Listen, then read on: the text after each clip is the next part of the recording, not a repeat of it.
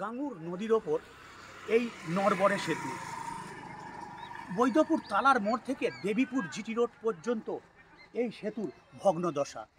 একটা যে কোনো মোটর ভ্যান গেলে সেতু দোলে।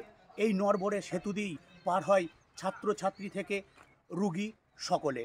ব্রিজটা আমাদের যেতে অসুবিধা হয়, ওখানটা ভেঙে গেছে, কোনো সময় মানে পড়ে যাওয়ার ভয় আছে ওখানটা। সেতুটা আর কি ভাঙার মানে কি বড় মানে কি গাড়ি কোনো যাওয়া আসা করতে পারবে না।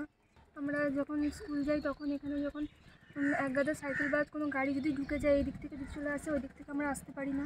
দীর্ঘদিন ধরে প্রায় বিগত 2 বছর ধরেই দেখছি এরকম। একবার তো গার্ডওয়াল দিয়ে বন্ধও করলো, কিন্তু তারপরে শুনছি যে স্যাংশন হয়েছে। কোনো রকম কিছু উদ্যোগ কিছু দেখছি না। আমাদের যাতায়াতের পথে যে কোনো সময় দুর্ঘটনা হতে পারে এবং এটা যতটা তাড়াতাড়ি সম্ভব মেরামতির ব্যবস্থা করলেই ভালো। এখানে দেখছি ভারী যানবাহনে নিষিদ্ধ করেছেন বিডিও অফিস থেকে। তো এটা কি যাতায়াত করছে মানুষ যদি সামনে চলে আসে তারপরে জানছে যে এরকম পজিশন, তারা কোন দিক দিয়ে আবার ঘুরে যাবে। খুব বাজে অবস্থা।